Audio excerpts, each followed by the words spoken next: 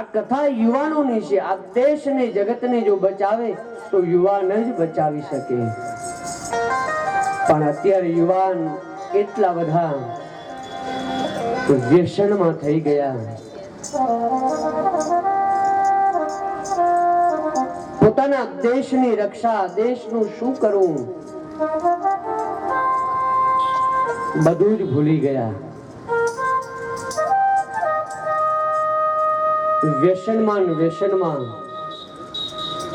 બધું જ દૂર થઈ ગયું. બસ 7 દિવસ સુધી મારે તમારા જોડે બીજું કઈ માંગવું નથી, પણ દરેક માતા પાસે એટલું માગણી કરીશ. કદાચ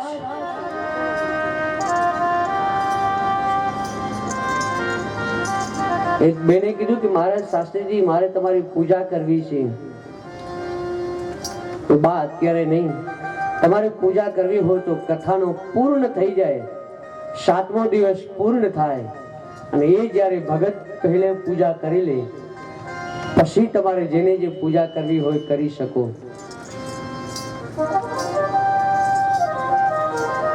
મહારાજ મારે તમારા જોડે બીજી કોઈ દક્ષિણા જોતી નથી, પણ 7મા દિવસે એક દક્ષિણાની અવશ્ય માગણી કરીશ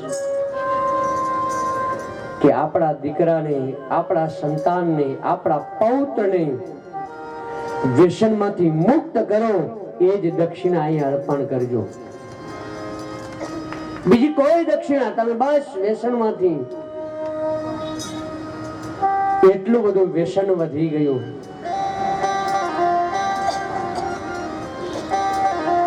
આ દેશને યુવાન જ બચાવી શકશે, પણ જો વ્યસનમાં હશે તો દેશને નહીં બચે. વ્યસનમાં માણસ નહીં કરવાના કાર્ય કરશે. અરે વ્યસનમાં તો મહાભારતની રચના થઈ.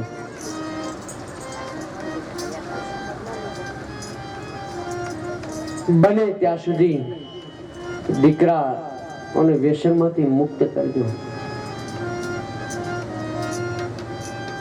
અરે ઘણી જગ્યાએ તો એટલું બધું વ્યસન, દીકરાઓની દીકરીઓ વ્યસન કરવા લાગી.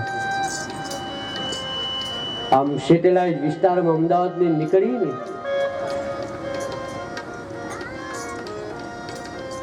દીકરીઓ સિગરેટ પીતી હોય, આમ કોલેજ જોડેથી ત્યાંથી ઘણી વખત આમ પૂજા કરી નીકળતા હોય.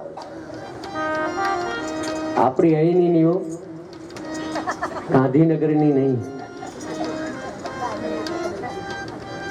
વ્યસનમાંથી મુક્ત કરજો. આપણું ભારત દેશ છે, ભારતીય સંસ્કૃતિ છે. વિચાર કરો, જે દેશની અંદર દેશની રક્ષા માટે બલિદાન સમર્પિત કરી દેતા હોય, તમે કદાચ તમારા દીકરાને સરહદ સુધી નહીં મોકલો તો વાંધો નહીં, ત્યાં તો એ આપણા સૈનિકો આપણા દેશની રક્ષા કરશે. પણ અંદર જે ગોખલું, અંદર જે ખોખલું થઈ ગયું છે ને, અંદર જે આ અંદરની અંદર જે એક વિકરાળ બની રહ્યું છે ને, એ વ્યસનમાંથી મુક્ત કરજો. અંદર જે આસુરી તત્વ, અંદર જે બધા રાક્ષસ ઉત્પન્ન થઈ રહ્યા છે ને, વ્યસન રૂપી રાક્ષસ, મદિરા, જુગાર, આને તમે મુક્ત કરજો. બસ ભગવાનને એ સમર્પિત. કારણ કે વ્યસનમાં હશે ને તો એ દીકરા તમને મંદિર સુધી નહીં લઈ જાય, પણ એ જ દીકરા તમને વૃદ્ધાશ્રમ સુધી મૂકવા માટે થોડો પણ ખચકાશે નહીં, કારણ કે વ્યસનમાં છે. જો દીકરાને તમે ધર્મનું જ્ઞાન આપ્યું હશે,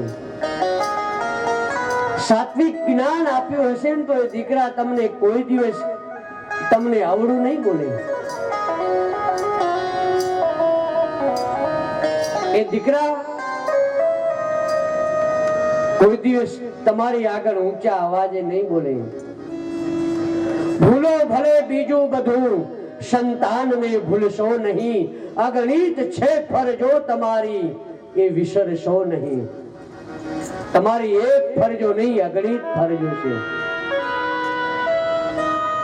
હો ભલે શિક્ષક કે અશિક્ષક, પણ બાળકના જીવનમાં શિક્ષણ પૂરવાનું ભૂલશો નહીં. ભૂલો ભલે બીજું બધું, સંતાનને ભૂલશો નહીં. અગણિત છે ફરજો તમારી, એ વિસરશો નહીં. તમે કદાચ ભણેલા હોય કે ન ભણેલા હોય વાંધો નહીં, પણ તમારા દીકરા દીકરીઓને ભણાવજો એને જ્ઞાન. કારણ કે આ યુગ વૈજ્ઞાનિક યુગ છે. અને જે ભણેલો દીકરો હશે ને એ દુખી નહીં થાય, પણ એ સારું ત્યારે જ ભણશે. એનું ધ્યાન રાખજો. મહિનો થાય ને ત્યારે શાળા કોલેજમાં જજો કે મારો દીકરો શું ભણે છે. ક્યારેક કોલેજમાં જઈને તપાસ કરવી કે મારો દીકરો આવે છે તો ખરો. ક્યારેક ટ્યુશનમાં જઈને તપાસ કરજો મારો દીકરો દીકરી ટ્યુશન આવે છે કે નહીં. બાકી તમે અહીંયા ફી ભરતા રહો, લાખ રૂપિયા 1.5 લાખ રૂપિયા, ને સ્કૂલે ન જતો હોય, ટ્યુશને ન જતો હોય. તમે જો ભણાવ્યા હશે ને, તમે જો એને વ્યસનમાંથી મુક્ત કર્યા હશે ને, તો દીકરા એ દેશને સાચવશે. આ યુગ વૈજ્ઞાનિક યુગ છે. આ યુગ સામાન્ય યુગ નથી. શાસ્ત્ર એટલા સુધી ભાગવત એમ કહે કે આ કળિયુગ એ સતયુગ, ત્રેતાયુગ, દ્વાપર યુગ કરતા પણ મોટો યુગ હોય ને તો એ કળિયુગ છે. પણ આ યુગ બુદ્ધિ યુગ છે. આ યુગની અંદર મજૂર ઘણા બધા મળી રહેશે. વિચાર કરો કે આપણે, તમે જો ક્યાં ચાલતા ચાલતા આવતા હતા અને અત્યારે ક્યાં પ્લેનમાં ક્યાં સુધી પહોંચી ગયા. કારણ કે ભણાવ્યા ગણાવ્યા. માટે વિશ્વામિત્રે પોતાના દેશની રક્ષા માટે દશરથ રાજા પાસે માંગ્યું કે મહારાજ, અનુજ સહિત દેહુ રઘુરાયા, રામ અને લક્ષ્મણ આ બંને મને આપો, મારે દેશને બચાવવો છે. અને એ જ દશરથ રાજાએ પોતાના 2 દીકરાને સમર્પિત કરી દીધા. વિચાર તો કરો.